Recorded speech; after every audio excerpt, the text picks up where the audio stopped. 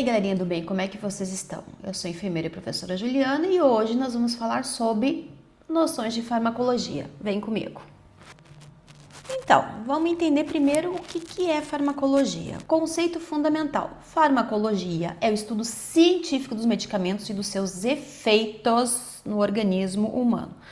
Para o cuidador, que é o nosso foco maior, não vamos entrar em maiores detalhes como farmacodinâmica, farmacocinética, porque já são conhecimentos mais avançados, tá? Então eu criei uma aula específica para o nível de conhecimento de vocês, ok? Vocês vão entender tudo, eu garanto. Então entender este conceito é o primeiro passo para uma atuação segura e responsável. O medicamento é importante que vocês entendam, ele pode controlar doenças crônicas, ele pode aliviar sintomas e dores, pode melhorar a qualidade de vida e pode prevenir complicações graves. Mas atenção, prestem bem atenção. Todo medicamento, quando mesmo bem indicado, pode causar efeitos indesejados. Por isso que é tão importante ler a bula do medicamento. Lá elas já estão previstos. Por isso a administração correta e a observação atenta são fundamentais em cada momento do cuidado. Nenhum medicamento é totalmente isento de riscos, ok? O cuidador deve estar sempre alerta. Então vamos lá. Então compreender o que são os medicamentos é essencial para o cuidador, para o cuidado seguro e humanizado do idoso. Então neste modo o que a gente vai ver? A gente vai explorar como é que os medicamentos funcionam, quais os principais grupos utilizados na terceira idade e como que nós vamos administrá-los com responsabilidade e atenção, ok? Então, o idoso e os medicamentos. A primeira coisa, atenção especial. Com o envelhecimento, o organismo passa por transformações que vão alterar profundamente a forma como o corpo processa os medicamentos. O cuidador ele precisa compreender essa mudança para agir com segurança. Então, o que a gente tem que entender? O primeiro ponto, no idoso, o rim ele é mais lento, né? Essa filtração do rim, que o rim ele é o nosso filtro, né? Ele filtra todo o plasma sanguíneo, todos os líquidos do corpo passam pelo rim. Então, como a filtração do rim do idoso ele é mais diminuída, ela é mais lenta, faz com que o medicamento permaneça mais tempo no organismo. Por quê? Porque o medicamento ele também é eliminado pelo rim, através da urina, ok? Ele é filtrado. Então, quanto antes ele é filtrado, antes ele sai do organismo. Como o idoso ele tem esse rim mais lento, ele vai ficar com esse medicamento mais tempo no corpo. O idoso ele é mais sensível, ele tem uma maior sensibilidade. O corpo do idoso ele reage de forma mais intensa a doses que seriam normais em adultos. Então, aquilo que é normal para um adulto, para uma pessoa mais jovem, de repente pode ser excessivo para um idoso. O fígado ele funciona mais devagar, então o fígado que ele metaboliza, ele que recebe o medicamento, ele que transforma, ele que manda o medicamento para o corpo, então ele faz a sua função de forma mais lenta.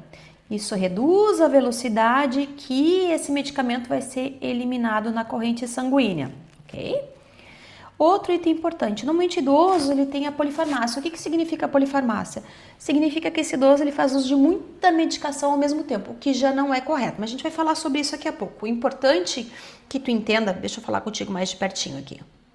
O importante que tu entenda que o idoso, mesmo fazendo uso de muitas medicações, é importante que a gente observe se tem dentro daquele grupo de medicamentos alguma medicação que é incompatível com outra. Onde é que eu vejo isso? Na bula. Então, o ideal é que o idoso não tomasse todas as medicações juntas. Eu sei que dar as medicações todas juntas para o idoso é muito mais prático, auxilia o técnico a garantir a administração daqueles medicamentos, mas é importante que tu entenda que essa polifarmácia, o tomar todas as medicações juntas, pode ser que algum medicamento esteja anulando ou interferindo na ação de outro. O ideal é que essas medicações fossem dadas em momentos separados, mas eu entendo que isso não é prático. Às vezes pode fazer com que até o cuidador ou o próprio idoso esqueça de tomar. Mas vamos falar sobre isso mais adiante, ok? Vamos adiante. Então, o uso simultâneo de vários medicamentos é comum e aumenta o risco ainda mais de interação medicamentosa. Como eu disse, o medicamento interfere na ação do outro e essa ação que interfere uma no outro a gente chama de interação medicamentosa, ok? Então, esses fatores, eles aumentam o risco de quedas, porque dão alteração no sensório, podem causar confusão mental, podem causar sonolência, intoxicação e interação dos medicamentos, como eu acabei de falar. O paciente, lembrando, o paciente não é só um diagnóstico, é uma pessoa com história, medos e necessidades únicas. Regras de segurança na administração. Então, protocolo essencial, administrar medicamentos com segurança. Isso vai fazer o que? Exige atenção imediata. Então, naquele momento que tu vai preparar, vai separar a medicação e vai administrar no idoso, te concentra no que tu tá fazendo, foca aqui no que tu tá fazendo, evita de estar escutando celular, assistindo televisão, alguma coisa assim. Presta atenção no que tu tá fazendo, porque aquele momento ele é extremamente importante. Separar a medicação e administrar a medicação no idoso é um ato de alta responsabilidade. Então, foca no que tu tá fazendo. O cuidador ele deve verificar cada um dos seguintes pontos antes de cada administração, sem exceção. Tipo, sempre verificar o nome do paciente, por exemplo. Ah, mas eu só cuido de um idoso. Ótimo. Mas pode ser que tu trabalhe numa geriatria e tu vai ter vários pacientes. Se tiver 2 pacientes com o mesmo nome, identifica nome e sobrenome. De preferência, pede para ele te dizer o nome.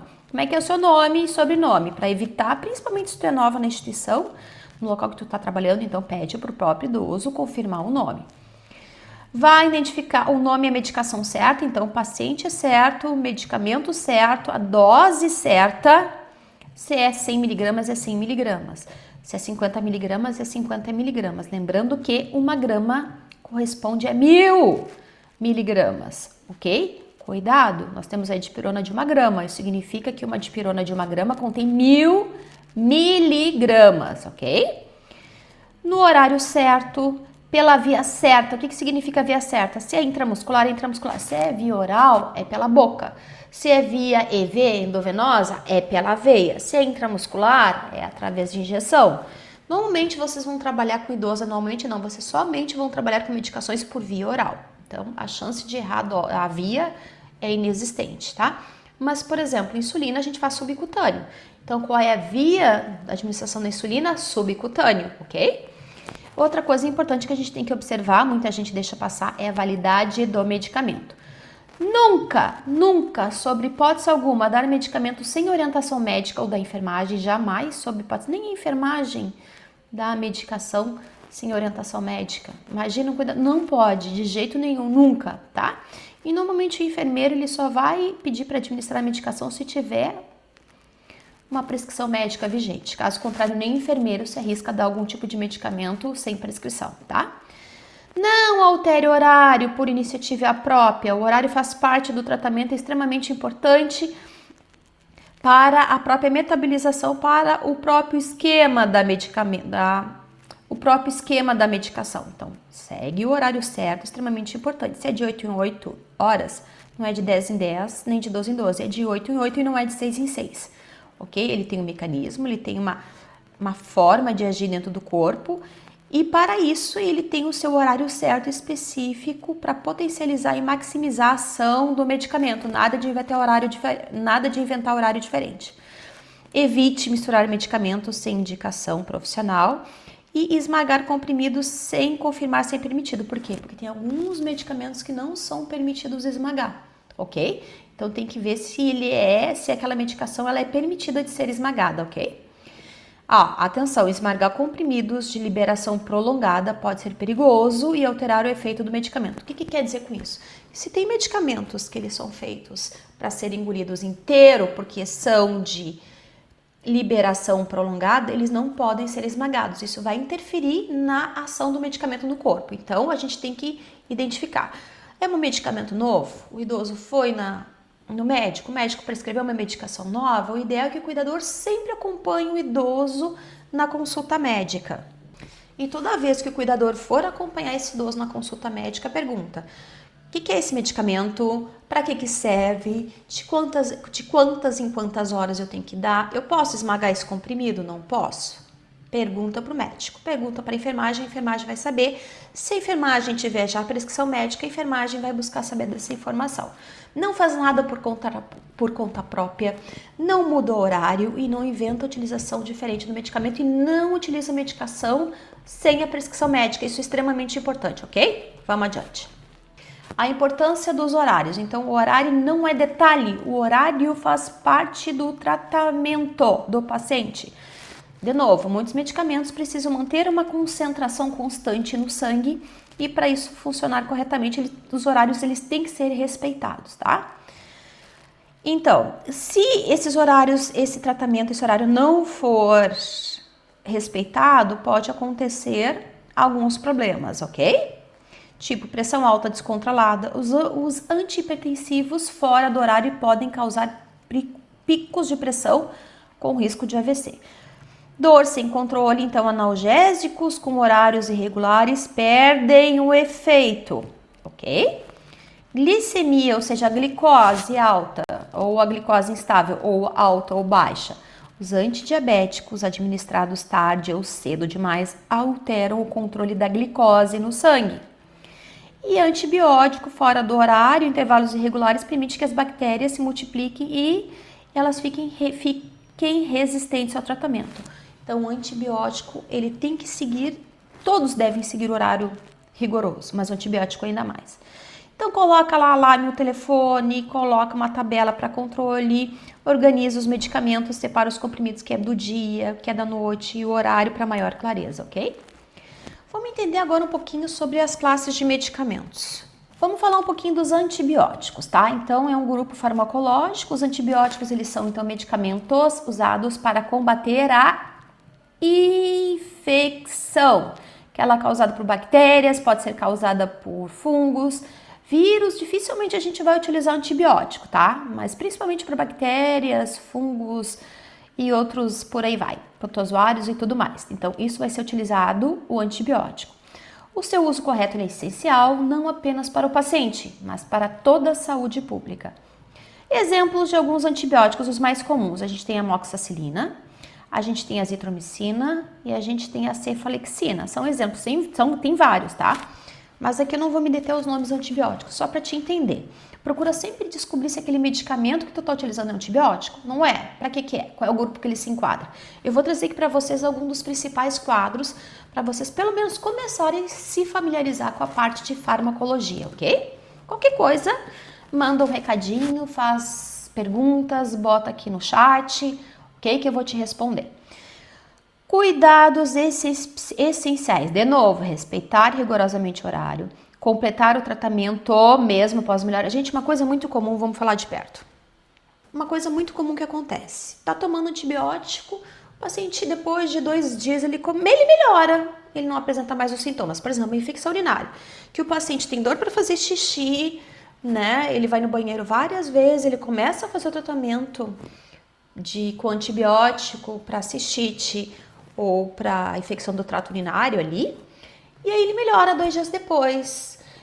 E aí o que acontece? As pessoas param de dar antibiótico. Na verdade, a bactéria ela estabilizou, os sintomas diminuíram, mas isso não quer dizer que a infecção terminou. A infecção ela só recuou um pouquinho. E o que acontece se nesse momento que a infecção reduzir um pouquinho, tu parar de tomar um antibiótico? Essa infecção ela volta com mais força. Tá? Melhorou os sintomas, continua todo o tratamento, porque esse tratamento ele foi calculado justamente num prazo para eliminar aquela infecção. Se tu terminar esse tratamento ou antecipar o término desse tratamento antes dos dias previstos, só porque alguns sintomas diminuíram, tu vai potencializar essa infecção e cada vez vai ficar mais difícil de tu tratar. Então, extremamente importante. Melhorou os sintomas, continua o tratamento completo. Seja de 7 dias, seja de 5 dias, 7 dias, 14 dias. Quem vai determinar isso é o médico. Ah, mas já tá bom, não interessa. Aparentemente tá melhor. A infecção tá ali, ela só tá mais leve. Se tu parar com o uso do medicamento, essa infecção ela volta com tudo. Então, respeita. São 7 dias, é 7 dias. É 5 dias, é 5 dias.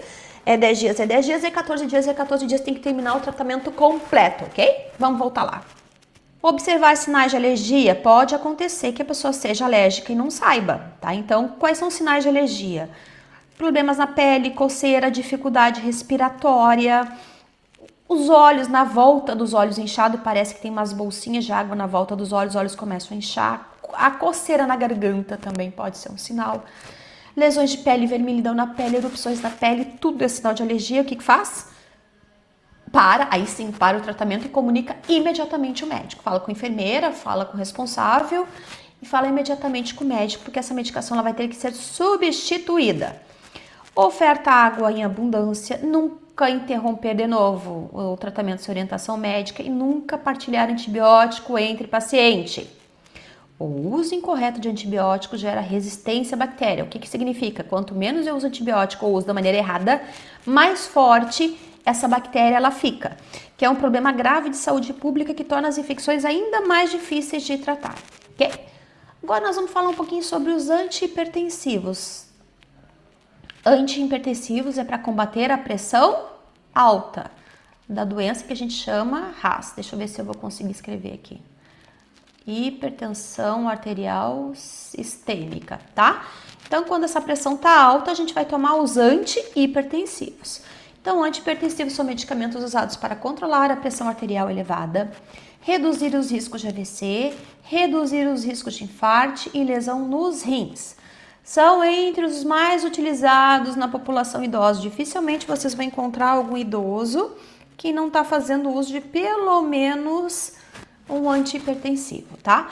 Então, o que a gente vai fazer? Cuidados que a gente vai ter. Vai monitorar a pressão desse idoso, ou verifica manual, ou tem esses aqui digitais, que eu não gosto muito, mas enfim, é o que tem, vai ser usado. Registra as medições regularmente, comunica valores fora da normalidade ao profissional de saúde, importante. Senta esse idoso, ele não pode estar conversando, não pode estar com as pernas cruzadas, tem que estar descansado pelo menos 10 minutos, ou seja, não vai verificar a pressão desse idoso depois que ele fez uma caminhada, a pressão vai estar um pouco mais alta. Então ele tem que estar descansado, sentado pelo menos por 10 minutos, com as pernas descruzadas, sem conversar, e a gente vai verificar a pressão arterial desse paciente, ok?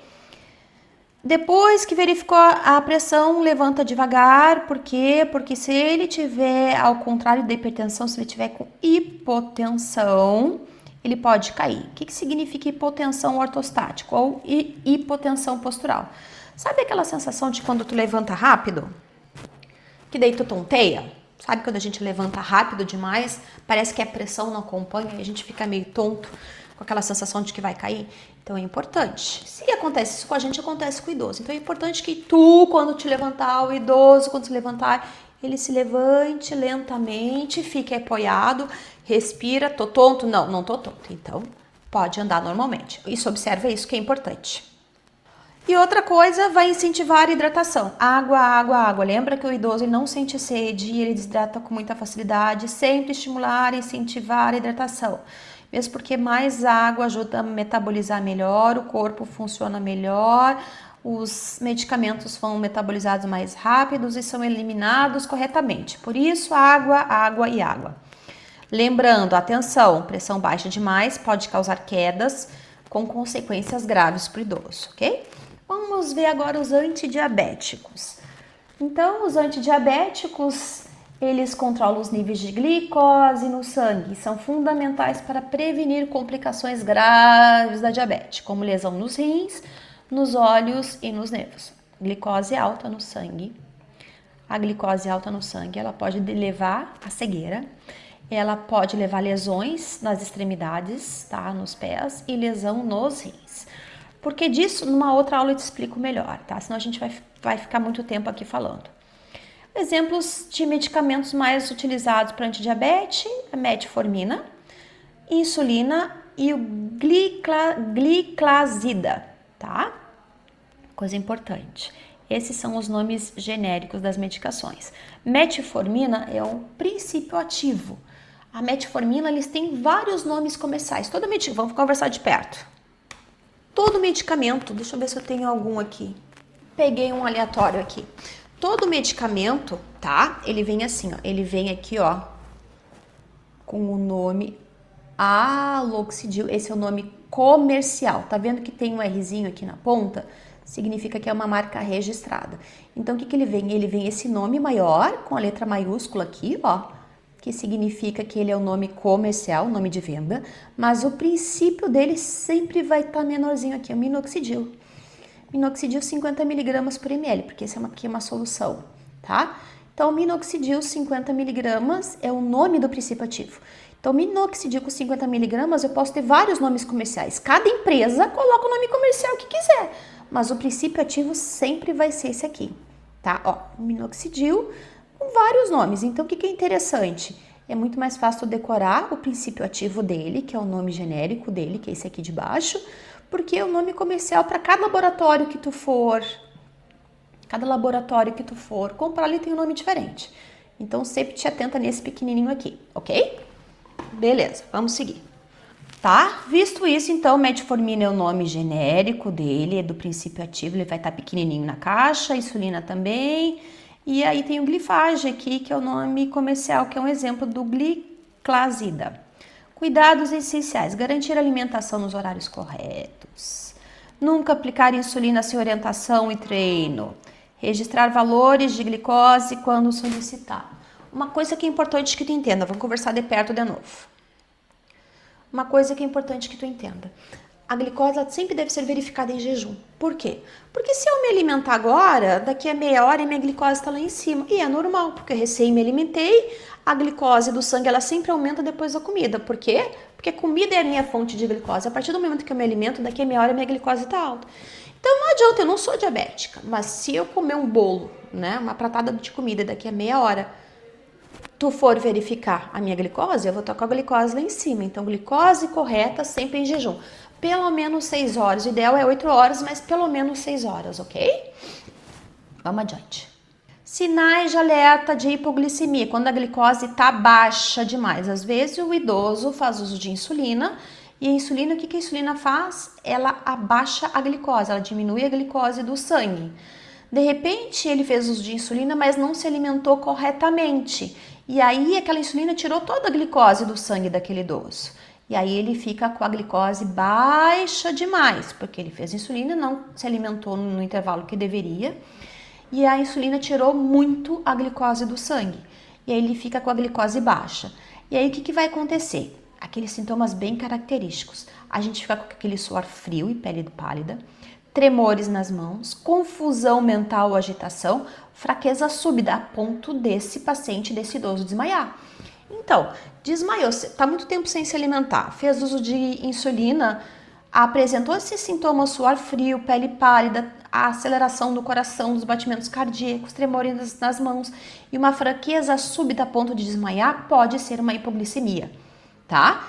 E, inclusive, esse paciente ele pode perder a consciência em casos graves. Lembrando, atenção, em caso de hipoglicemia, oferece açúcar na boca, embaixo da língua, ou um suco de laranja, uma balinha de mel. Claro, se o paciente tem consciente, tu não vai colocar nada sólido na boca dele. Pega um punhadinho de açúcar, bota na boca, cuidado para não levar uma mordida, embaixo da língua, e espera. Se não reagir, fala imediatamente, busca imediatamente o serviço de saúde, certo? Analgésicos. O que são analgésicos? São medicamentos usados para controlar a dor, promovendo conforto e melhora na qualidade de vida do idoso. O controle tá errado. Adequado da dor é um direito do paciente e uma responsabilidade do cuidador. Não economiza analgésico. Dor é qualidade de vida, não ter dor é qualidade de vida. Então, medicamentos analgésicos nunca devem ser negados a um paciente que refere dor, ok? Não tem como medir. Na dúvida, se o paciente está se queixando de dor, administra analgésico, certo? Não tenta medir nem mensurar dor. Quem reclama de dor necessita de um analgésico, ok? Vamos administrar analgésico sim. Aí, por exemplo, né, dipirona, a famosa Novalgina. Novalgina é o nome comercial, dipirona é o nome do princípio ativo, lembra? O nome pequenininho da caixa. Para dores leves a moderadas e febre, e vai observar reação alérgica. Tem gente que é alérgica a dipirona. Não administrar nenhum medicamento no paciente antes de verificar se ele é alérgico ou não. Outro, paracetamol. E te liga aqui.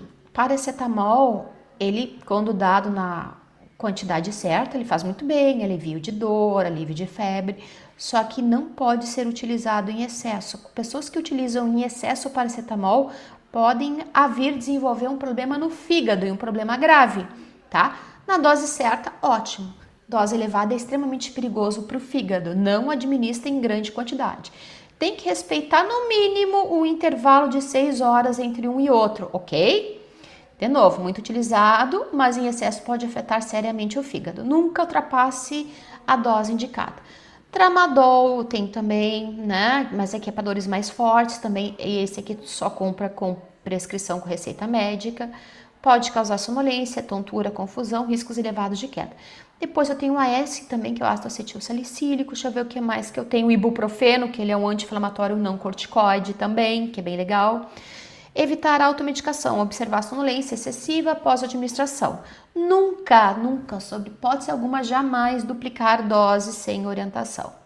Meu povo, esse vídeo ele ficou muito longo, então eu vou continuá-lo na parte 2. Mas em seguidinho já estou postando ele aqui, só me acompanha na parte 2, ok?